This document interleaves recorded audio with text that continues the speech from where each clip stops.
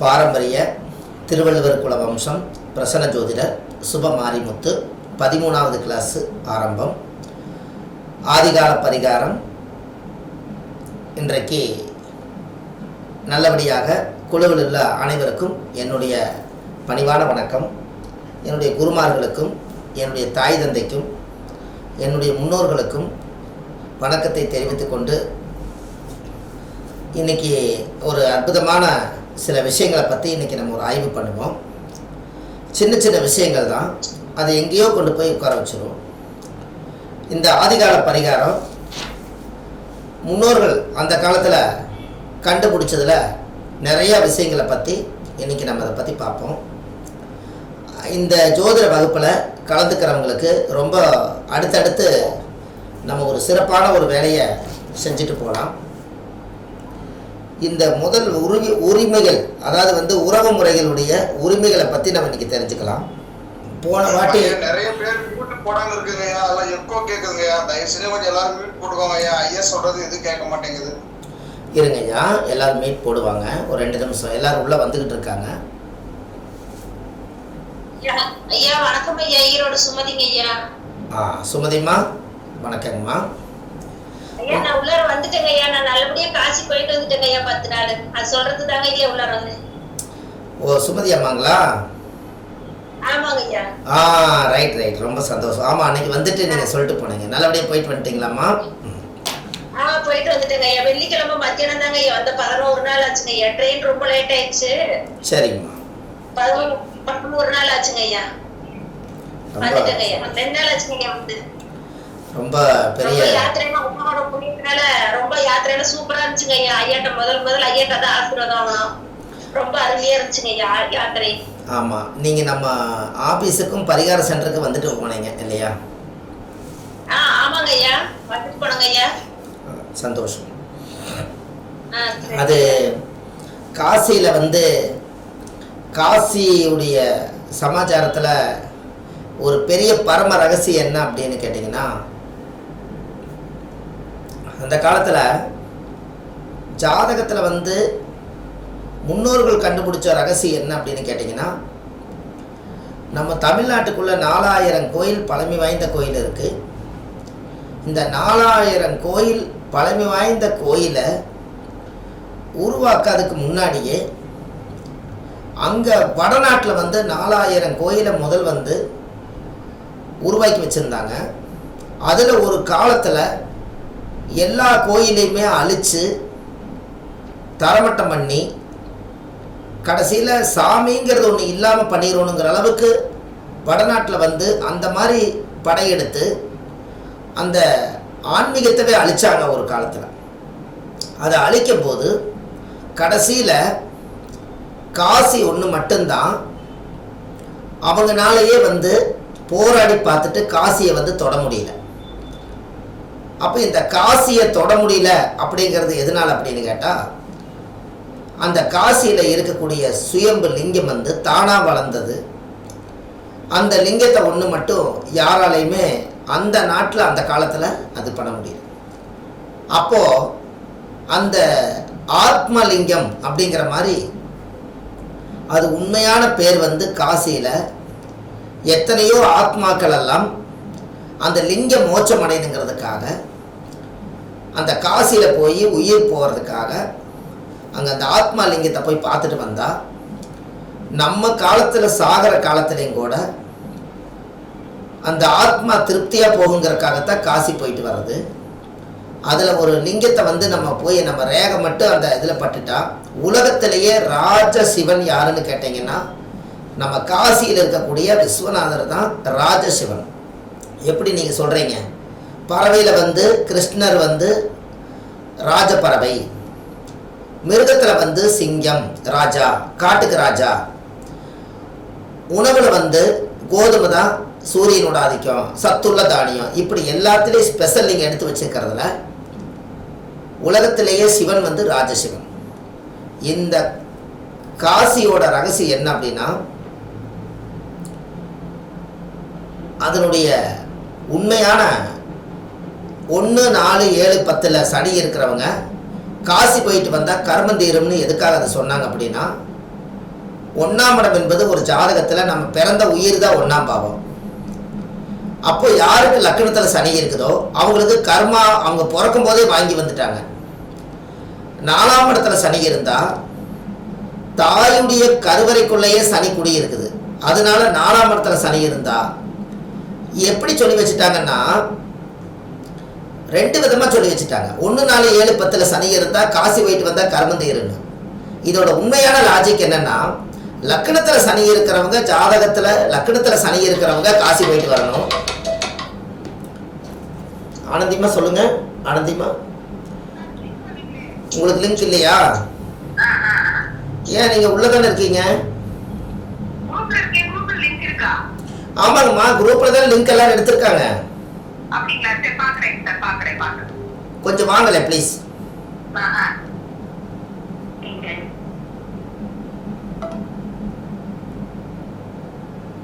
இதுல ஒரு பெரிய விஷயம் என்னன்னு கேட்டீங்கன்னா,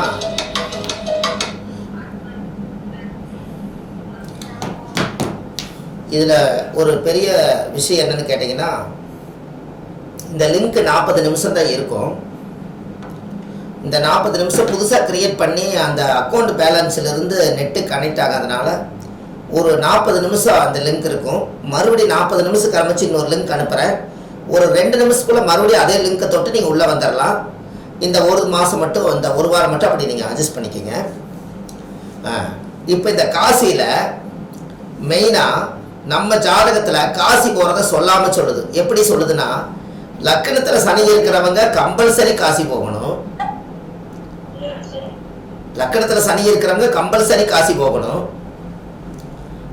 4ஆம் இடத்துல சனி இருக்கிறவங்க தாய் தான் காசி போகணும். 7ஆம் இடத்துல சனி இருக்கிறவங்க நமக்கு அமையக்கூடிய கணவனாக இருந்த கணவன், பெண்ணுக்கு கணவன், ஆணுக்கு மனைவி, அவங்க தான் காசி போகணும். 10ஆம் இடத்துல சனி இருந்தால் நம்ம முன்னோர்களுக்காக, 10ஆம் இடம் என்பது ஒரு ஜீவனம். நம்மளுடைய யார் வீட்டில் போய் நம்ம உட்கார்ந்துக்கிறோமோ நம்மளுடைய தொழில் வளர்ச்சிக்காக நம்ம அங்கே போவோம். அப்போ மெயினாக 10ல் சனி இருந்தால் அந்த ஜாதகத்துக்கு ஒரு பெரிய யோகம் வர்றதுக்கு என்ன காரணம் அப்படின்னா, அதனுடைய அமைப்பு உங்கள் ஜாதகத்திலேயே அது கர்மாவை செயல்படுறதுனால யாருக்கு 10ல் சனி இருக்குதோ அவங்க கண்டிப்பாக காசி போகணும். இந்த 4ஆம் இடத்துல 7ஆம் இடத்துல சனி இருக்கிறவங்க தாய்க்கு பின் தாரம்னு சொல்லியிருக்காங்க. அதனால தான் தாய்க்கு பின் தாரமாக இருக்கிறவங்க ஒன்று தாய் போகணும், இல்லை 7ல் சனி இருந்தால் வர்ற மனைவி, நம்மளோட வீட்டுக்கு வரக்கூடிய மனைவி, இல்லை மனைவியாக இருந்தால் நம்மளை கல்யாணம் பண்ணுற கணவர், இவங்க காசி போயிட்டு வந்தாங்கன்னா இந்த பாவகத்தில் காசி தோசை நிவர்த்தி ஆகணும். அப்போ தனபாக்கியமா வணக்கம் வணக்கம் வந்துட்டீங்களா? வாங்க. ஆனந்தியமா உள்ள வந்துட்டீங்களா? ஆனந்தியமா உள்ள வந்துட்டீங்களா? ரைட். ஆனந்தியமா உள்ள வந்துட்டாங்களா?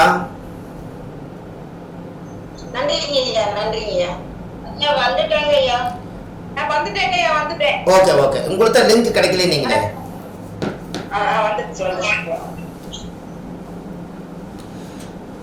அதனால நீங்க யாராவது ஒரு ஜாதகத்துல காலச்சக்கரத்துக்கு மேசத்துல சனி, கடகத்துல சனி, காலச்சக்கரத்துக்கு 7ஆம் இடம் துலாத்துல சனி, 10ஆம் இடத்துல கர்மஸ்தானத்துல மகரத்துல சனி, இந்த 4 இடத்துலையுமே சனி இருக்கிறவங்க காசி போயிட்டு வந்தா முதல் கர்மந்தீருங்கிறது அப்பதான் கண்டுபிடிச்சாங்க.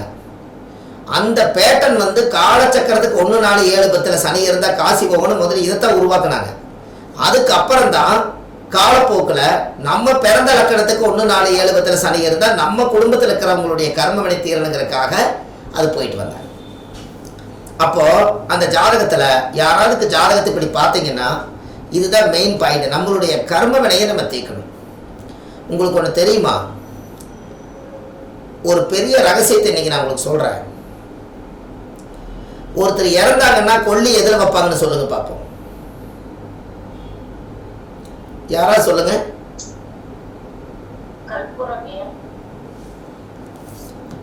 கல்பூரம். அடுத்தது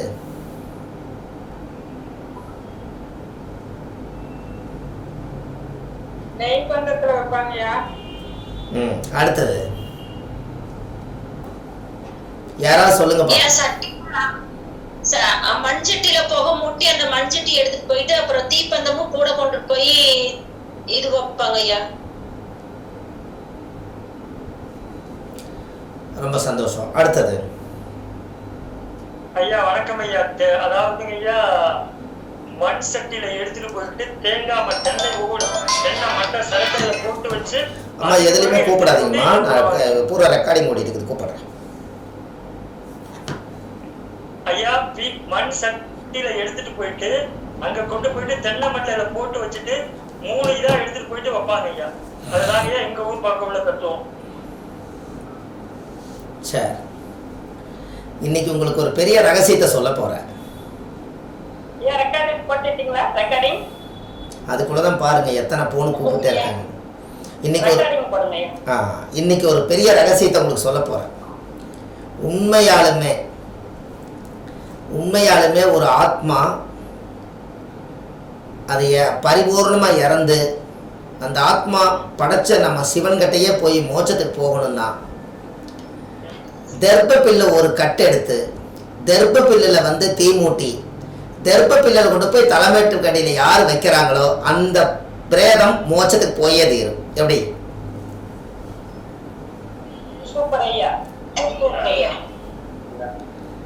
இப்ப உங்களுக்கு புரியுதா?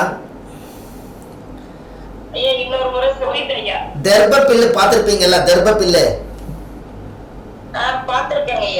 தெர்ப்ப பில்லுல 3 முறை பிரேதத்தை சுத்தி யார் வந்து கொல்லி வைக்கிறாங்களோ அவங்க கையில தெர்ப்ப பில்லு ஒரு கட்டு நல்ல பெரிய கட்டா எடுத்து ஒரு சீமார், எப்படி நீங்க வாச கூட்டுற சீமார் எந்த அளவுக்கு ஒரு கைப்பிடி பிடிக்கிறீங்களோ அந்த அளவுக்கு நீங்க தெர்ப்ப கட்டு வாங்கி அதை நல்லா இறுக்கி கட்டி அதுல போய் நீங்க குடமெல்லாம் 3 தடவை சுத்தி வந்து அதை தீ மூட்டும் போது 3 தடவை நீங்க வந்து பிரேதத்தை சுத்தி வந்து தலைமேட்டு மேல வந்து நீங்க கல்பூரமே வச்சாலும் அதுக்கு மேல தெர்ப்ப பில்ல மூலியமா கொண்டு போய் தீ மூட்டி அந்த பிரேதம் எரிஞ்சு சாம்பலாச்சுன்னா அந்த பிரேதத்துக்கு எத்தனை பாவங்கள் என்ன பண்ணியிருந்தாலும் அது மோட்சத்துக்கு உண்டான சொர்க்க வாசலுக்கு போய் சேருமா. 5000 வருஷத்துக்கு முன்னாடி தெர்ப்ப பில்ல தீ மூட்டி இருக்காங்க. எப்படி?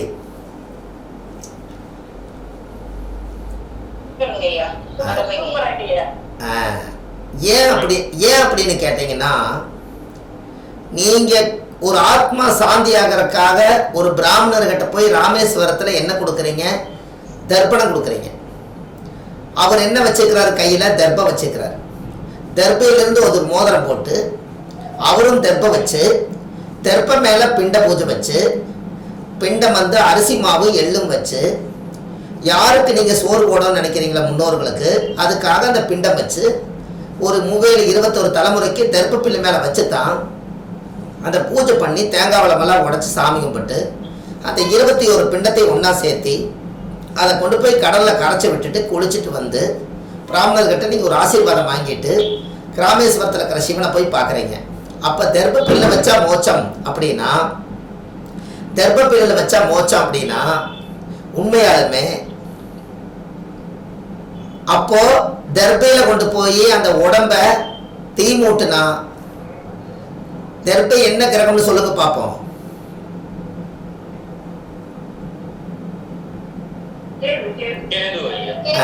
சரி, கேது என்ன காரகர்? அதனால வந்து கேது என்பது தெர்ப்ப, அதை கொண்டு போய் நீங்க தீ மூட்டுனா அவர் மோட்சத்துக்கு போயிடுவாரு சொல்லுது சூசியம். ஆதிகால பரிகாரம். எப்படி?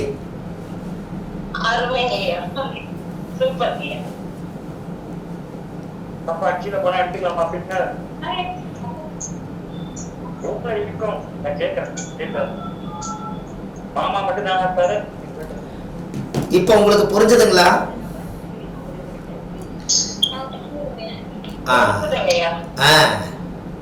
அப்போ இத்தனை காலமா 5000 வருஷத்துக்கு முன்னாடி முன்னோர்கள் எவ்வளவு அழகா யோசிச்சு வச்சுக்கிறாங்கன்னு பாருங்க. ஏன் அப்படின்னு கேட்டா, கிரகண தோஷம் வரும்போது தெர்ப்ப பில்லல் தான் நீங்க போடுறீங்க தண்ணிக்குள்ள. இந்த கிரகண தோஷம் வரும்போது தெர்ப்ப பில்லுல போடுவீங்க.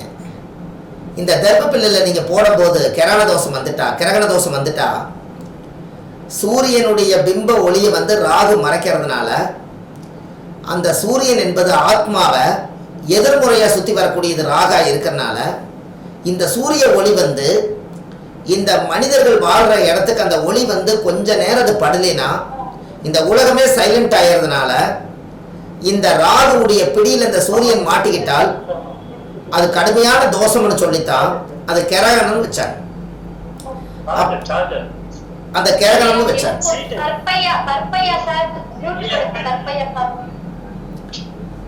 ஐயா மீட்டு போடுங்க. அப்போ வந்து இந்த கிரகண தோஷங்கள் வந்து சூரியனும் ராகும் ஒரே நேர்கோட்டுக்கு வரும்போது அந்த கிரகண தோஷம் வர்றதுனால அந்த கிரகணத்தினால நம்மளுக்கு என்ன நடந்துருது அப்படின்னு கேட்டா, நம்மளுடைய ராகு என்பது பாட்டன், சூரியன் என்பது அப்பா.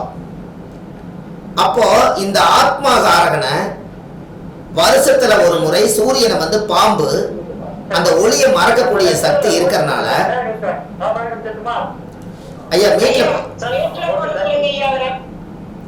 ஐயா கேமரா ஐயா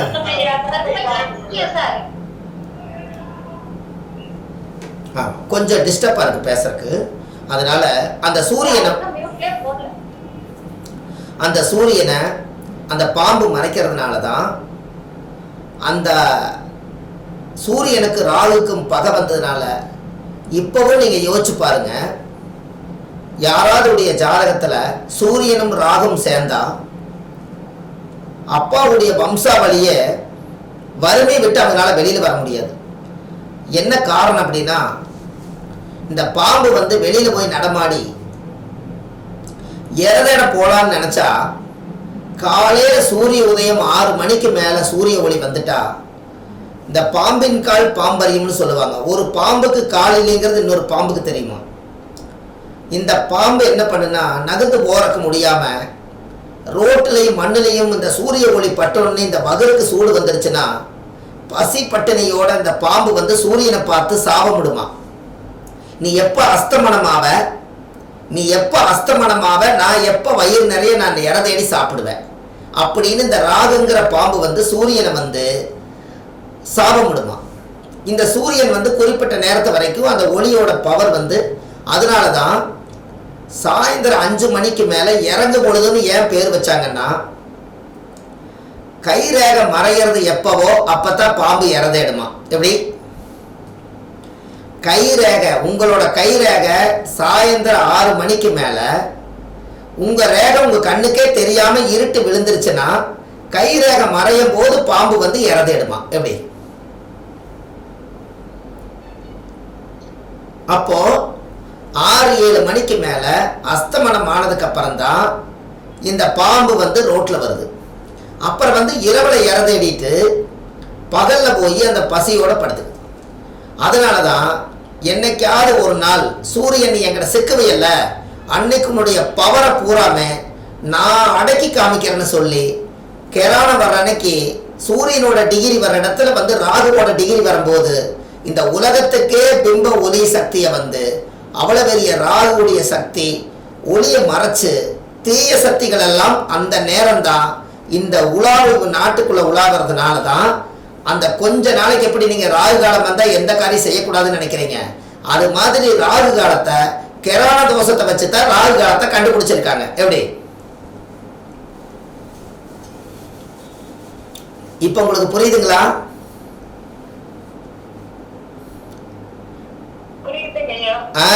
கிராண தோஷத்தை ராகு சூரியனை முழுங்கிறத வச்சுதான், சூரியனுடைய பிம்ப ஒளி மறைக்கிறத வச்சுதான் ராகுவோட சக்தியே வந்து கிராணத்தன்னைக்கே இப்படி இருக்குது. அப்ப ராகு காலம் ஒவ்வொரு தடவையும் ஒரு நாளைக்கு வரும்போது ராகுவோட ஆதிக்கத்தன்னைக்கு எகென்ஸ்டா ரிவர்ஸ்ல வேலை செய்யறதுனால அப்ப நம்மளுக்கு வந்து ராகு காலத்துல நேர்கோட்டில் போக முடியாம ராகுவோட காலம் வந்து ரிவர்ஸ்ல இருக்கிறனால எந்த காரியத்தை நம்ம செய்தாலும் நம்மளுக்கு ரிவர்ஸ்ல தான் போகணும்னு தெரிஞ்சுதான் அந்த காலத்திலேயே ராகு காலத்தை கடந்து ஒரு காரியத்தை செஞ்சாங்க. அதனாலதான் பாம்பு குறுக்க போனா ஆகாதுன்னு வழிசகலத்துல வச்சதே பாம்புவோட நேரம் நமக்கு ராகு காலம். எப்படி இது உங்களுக்கு புரியுதா? உங்களுக்கு நான் சொல்றது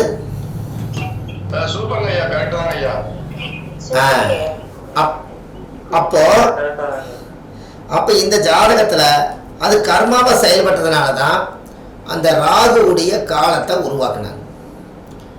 அப்போ இந்த ராக வசப்படுத்தி வைக்கலைன்னா இதோடைய சமாச்சாரம் யாருனாலுமே முடியாதுங்கிற விஷயத்தை தான் கையோட நல்ல ஒரு பலமாக இருக்கணுங்கிறதுக்காக ராகுவுடைய பவர் எல்லாத்துக்குமே ராகு வந்து வசப்படுத்திடணுங்கிறதுக்காகத்தான் முருகர் வந்து பாம்பு வச்சுக்கிட்டாரு, பெருமாள் அது மேலேயே படுத்துக்கிட்டாரு, இப்படி சிவன் வந்து கழுத்தில் போட்டாரு, பார்வதி இவங்க எல்லாம் கழுத்தில் போட்டுக்கிட்டாங்க.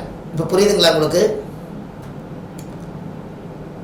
அப்ப ராக வசப்படுத்தி வச்சதுனால பெரிய சக்தி வாய்ந்த அந்த ராகுவுடைய பவர் யார் வந்து ராக வந்து கைக்குள்ள வச்சு வசப்படுத்திக்கிறாங்களோ அவங்க பெரிய ஆள் ஆயிடுவாங்க. இதுல இன்னொரு ரகசியம் சொல்றேங்க. திருவாதிரை சுவாதி சதய நட்சத்திரக்கார் யாராவது நம்ம ஜாதகத்துல நம்ம வீட்டிலையோ நம்ம தொழில் செய்யற இடத்துலையோ அவங்க வேலைக்கு இருந்தா நமக்கு உதவி செஞ்சாங்கன்னா அந்த ஓனர் சீக்கிரமா பெரிய ஆள் ஆயிடுவார். இப்போ உங்களுக்கு புரியுதா?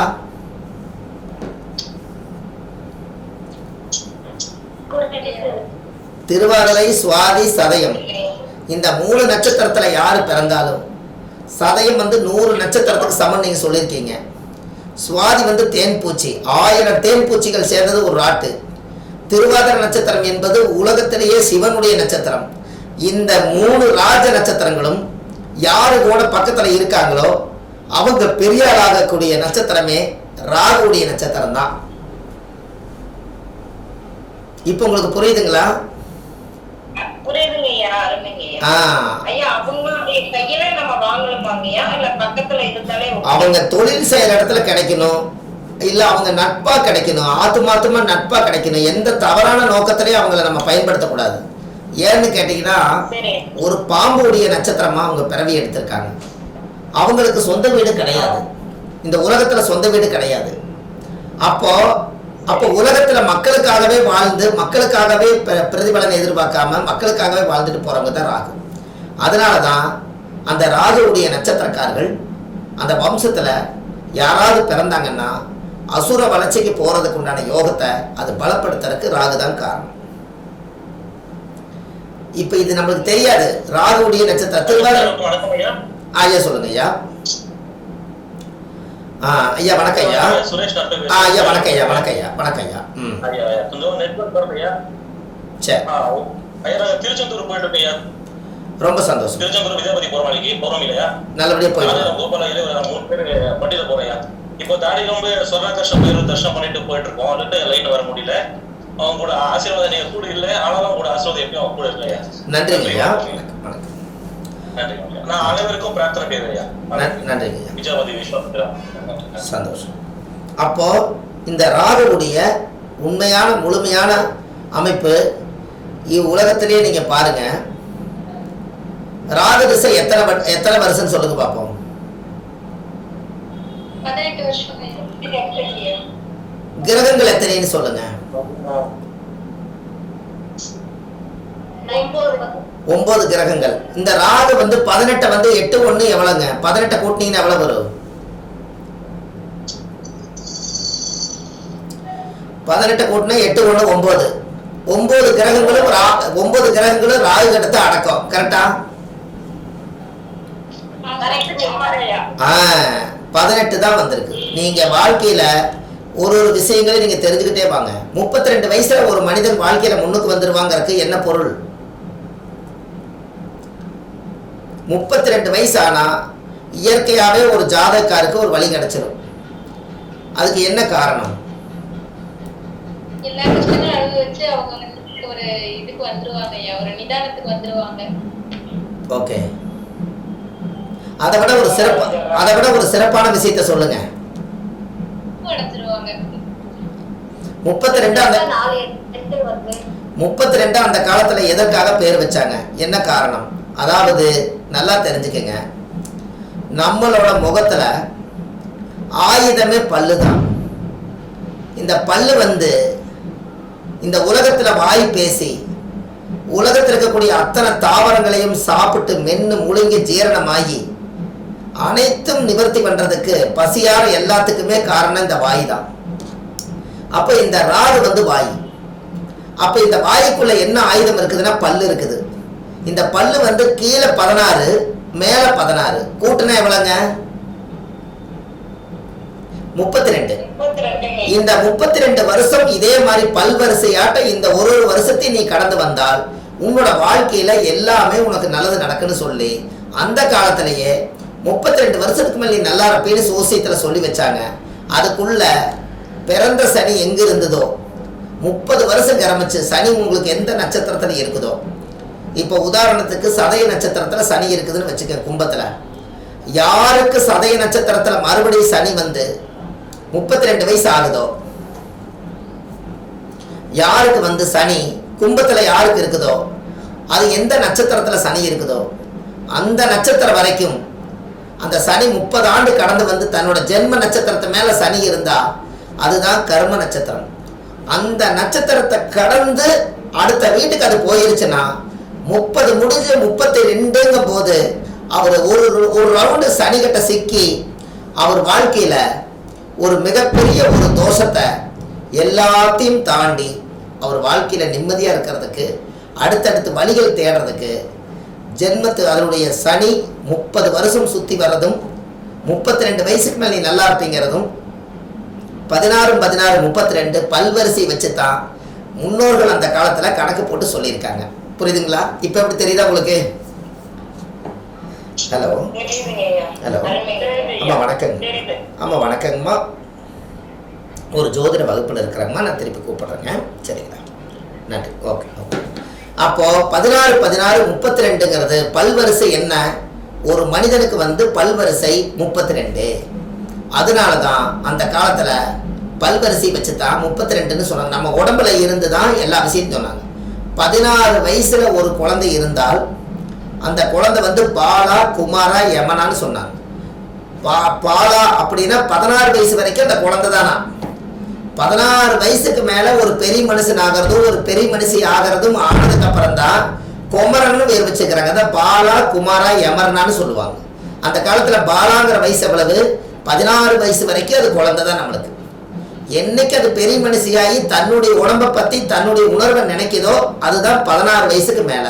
அதனாலதான் வயசு பிள்ளைங்கிறது 16 வயசுக்கு மேல வயசுக்கு வந்துருவாங்கன்னு அந்த காலத்துல முன்னோர்கள் சொன்னதுக்கு காரணமே 8 வயசுக்கு அப்புறம் மறுபடியும் 8 16 ஏன் வச்சாங்கன்னா 16 செல்வங்களையும் இந்த பூலோகத்துல நீ அடையிறதுக்காக இடம் வீடு வாகனம் சொத்து குழந்தை மனைவி மக்கள் வீடு பெரிய பெரிய வசதி அதிர்ஷ்டம் இந்த மாதிரி 16 செல்வங்களும் நீ அடையிறதுக்காக நீ இளமையான தோற்றத்துல இருந்து குழந்தை வடிவத்தை விட்டு 16 வருஷம் நீ கடந்து வந்தால் உனக்கு 16 செல்வத்தையும் அடையறதுக்கு உனக்கு வாய்ப்பு கிடைக்குங்கிறதுக்காகத்தான் முன்னோர்கள் 16 பெற்று பெருவாழ்வு வாழுன்னு சொன்னாங்க. கரெக்டா?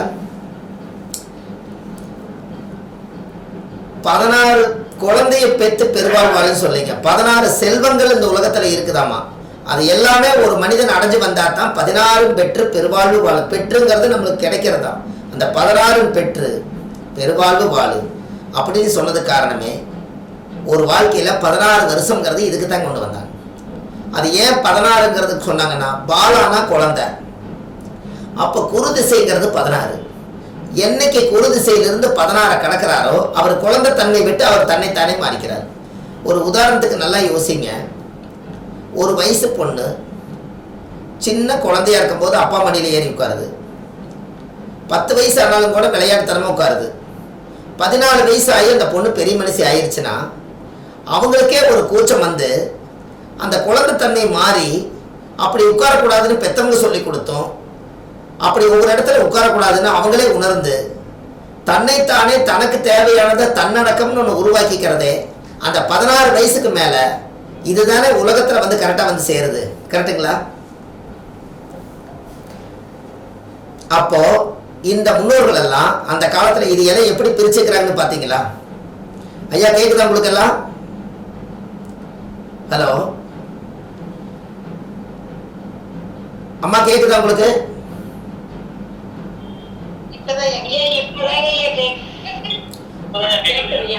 அதை ஏதோ நெட்டு ப்ராப்ளம். அதான் 40 நிமிஷம் ஆனா கட்டாங்கன்னு சொன்னாங்க. மறுபடியும் லிங்க் கொடுத்தா எல்லாரும் உள்ள வந்துருவீங்களாமா, கொஞ்சம் வெயிட் பண்ணுங்க.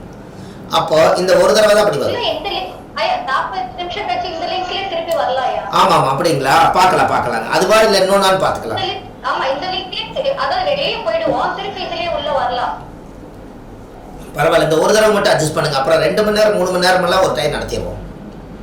சரி, சித்தர்கள் எத்தனை பேர்னு சொல்லுங்க. 18 பேருங்க. ராகு திசை எத்தனை வருஷம்? 18ங்கய்யா. இது கரெக்டா மேட்ச் ஆகுதா? சப்த ரிஷிமார்கள் எத்தனை வருஷம்? சப்த ரிஷிமார்கள் எத்தனை வருஷம்? சப்த ரிஷிகள் எத்தனை பேர்? ஐயா சப்தரிஷிகள் 7 பேரு ஐயா.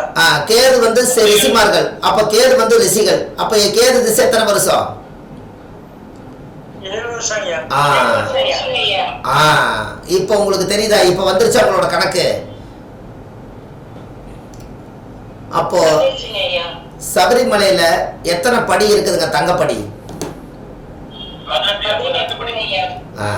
அப்ப 18ஆம் படி வந்து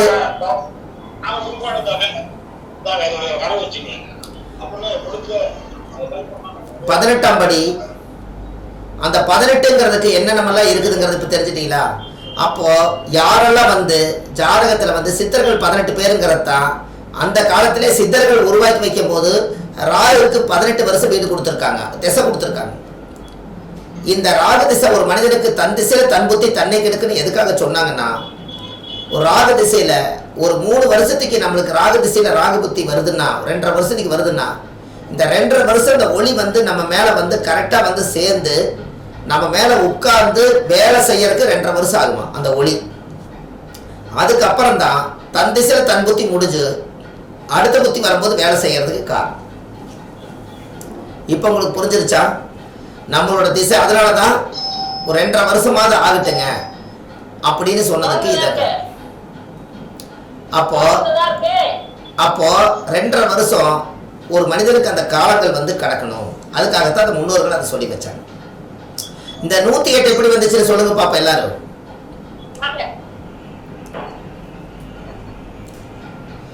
சார் 108 எப்படி வந்தது? 108 பாதங்கள். அது எப்படி வந்துச்சுன்னு கேட்டா 27 நட்சத்திரம், 12 ராசி, 9 நவகிரகத்தை கூட்டிங்கன்னா 48 வரும். 60 வருஷத்தை சேர்த்துனீங்கன்னா 108 வரும். இது எல்லாம் சேர்ந்ததா 108. கரெக்டா இல்லைன்னு சொல்லுங்க.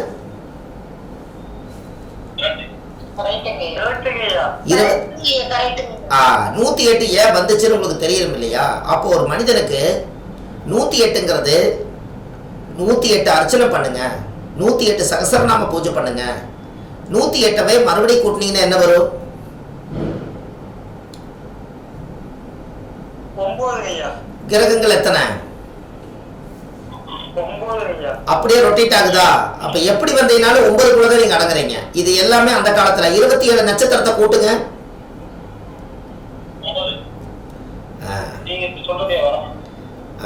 அப்ப எல்லாமே 9ல தான் இருக்குது. கரெக்டுங்களா? அப்போ 27 நட்சத்திரம், 12 ராசி, 9 கிரகம், 60 வருஷம். இதுக்குள்ளதான் ஒரு மனிதன் வந்து வாழ்ந்து முடிச்சு கடைசியில போகணுங்கிறதான் 108ன்னு வச்சாங்க. 16 செல்வம்னு எதுக்கு வச்சாங்கன்னா, ஒரு குருமார்கிட்ட போய் ஆசீர்வாதம் வாங்கினா குருதிசை 16 வருஷம்னு வச்சாங்க. முன்னோர்கள் எல்லாம் அந்த காலத்துல எப்படி வச்சிருக்காங்க? ஒரு சித்தர்கள் கிட்ட ஆசீர்வாதம் வாங்கணும்னா 18 சித்தர்களையும் ஒரு நாளைக்கு போட்டா வச்சு வணங்கி வழிபாடு பண்ணா ராகு திசை ஃபர்ஸ்ட் கிளாஸா வேலை செய்யும். யாருக்கெல்லாம் ராகு திசை நடக்குதோ அவங்க எல்லாம் வாழ்க்கையில ஒரு தடவை பாம்பே போயிட்டு வாங்க. பாம்பேல போய் கண்டிப்பா ஒரு கோயில போய் ஒரு தேங்காய் உடைச்சு சாமி கும்பிட்டு வாங்க. ராகு திசை நடக்கிறவங்க அதுக்கப்புறம் அசுர வளர்ச்சி ஆயிருவீங்க. ராகு என்பது வெளிநாடு, நம்மளால வெளிநாடு போக முடியாது, ஆனா பாம்பே போகலாம். எதனால பாம்பே போகலான்னு சொல்லுங்க பார்ப்போம்.